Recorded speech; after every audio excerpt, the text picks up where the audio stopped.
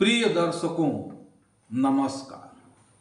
पंच दिवसीय दीपावली महापर्व का दूसरा प्रमुख पर्व नरक चतुर्दशी, छोटी दीपावली एवं हनुमान जयंती की हार्दिक शुभकामनाएं। इस महापर्व का द्वितीय दिवस कार्तिक कृष्ण चतुर्दशी को नरक चतुर्दशी एवं रूप चतुर्दशी के रूप में मनाया जाता है। इस तिथि को रूप चतुर्दशी भी कहते हैं। इसके बारे में जानने से पहले चैनल को सब्सक्राइब करें, नोटिफिकेशन बेल दबाएं एवं वीडियो को शेयर करें ताकि ये चैनल आपको उपलब्ध होता रहे। प्रिय दर्शकों, उदिता तिथि चतुर्दशी 12 नवंबर 2023 को होने से स्नान तर्पण 12 नवंबर को ही होगा। कार्तिक कृष्ण चतुर्दशी पर चंद्रोदय अथवा अरुणोदय के समय स्नान करने का विधान है। यह पर्व चंद्रोदय और अरुणोदय कार्तिक कृष्ण चतुर्दशी होने पर मनाया जाता है। चूँकि 11 नवंबर को अरुणोदय के समय कार्तिक कृष्ण चतुर्दशी नहीं रहेगी, अतः 12 नवंबर को अरुणोदय के समय चतुर्दशी विद्यमान होगी।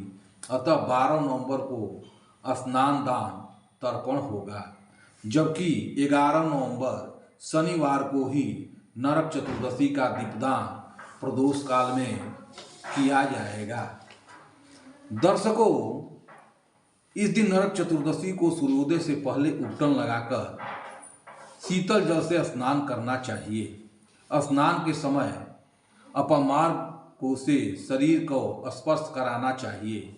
मानता है कि ऐसा करने से नरक जाने का भय नहीं रहता है। स्नान से पहले तिल के तेल से शरीर पर मालिश करनी चाहिए, क्योंकि इस दिन तेल में लक्ष्मी और जल में गंगा का निवास होता है। स्नान के बाद यम तर्पण किया जाता है। यम तर्पण में यमराज, धर्मराज इत्यादि 14 नामों से यमराज का तर्पण होता है। चतुर्दशी को दीपदान किया जाता है। इस दिन नरक दोष से मुक्ति के लिए चौमुखा दीपक जलाकर मुख्य द्वार पर रखा जाता है। दीपक रखते समय कहना चाहिए कि आज चतुर्दशी के दिन नरकासुर एवं सभी पापों के विनाश के लिए चौमुख दीपक मेरे द्वारा अर्पित किया गया है। इस दिन हनुमान जयंती का पर्व भी मनाया जाता है। दोपहर के समय हनुमान जी की पूजा उपासना की जाती है और उन्हें नैवेद्य अर्पित किया जाता है। भगवान श्री कृष्ण ने इसी दिन नरकासुर को मारकर उसके आतंक से समस्त लोक को निजात दिलाई। इसीलिए इस दिन को नरक चतुर्दशी के रूप में मनाया जाता है। हम इस दिन को छोटी दीपावली के रूप में भी मनाते हैं।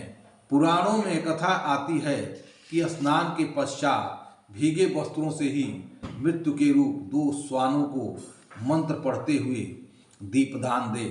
स्नान के बाद यम तर्पण किया जाता है। शुद्ध वस्त्र पहनकर तिलक लगाकर यमराज के 14 मंत्रों का उच्चारण करते हुए यम तर्पण करना चाहिए। यम तर्पण काले और सफ़ेद तिल युक्त जल से करना चाहिए।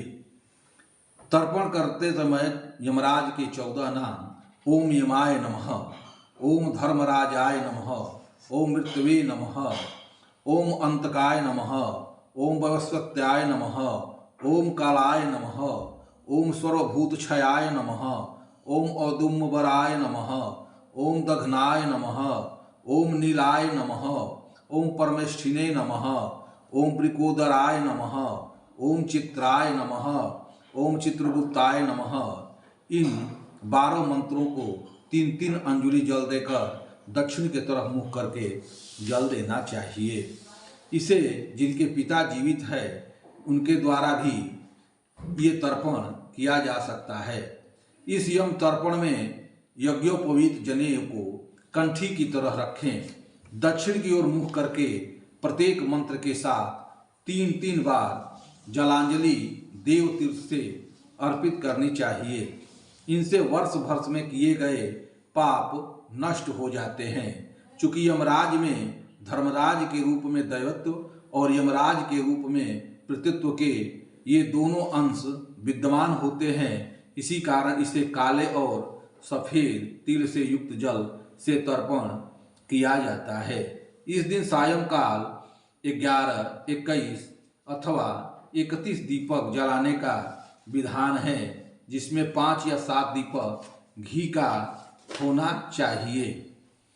एक एक दीपक पूजा स्थान, पानी रखने का स्थान, भंडार गृह तथा गौशाला में रखा जाता है। अन्य दीपक अलग अलग जगहों पर रख देना चाहिए। दीपक जलाते समय रौली, चावल, खील, बतासों से की पूजा भी होती है। यह भी बताया जाता है कि इसी दिन भगवान श्री कृष्ण ने नरकासुर का वध किया था। कहीं कहीं यह भी आता है कि भगवान श्री कृष्ण की पत्नी सत्यभामा ने नरकासुर नामक दैत्य का वध किया था। शास्त्रों में चतुर्दशी को महारात्रि माना जाता है। अतः साधकों, शक्ति के उपासकों को शक्ति की पूजा करनी चाहिए। इस रात्रि में मंत्र भी सिद्ध किए जा सकते हैं।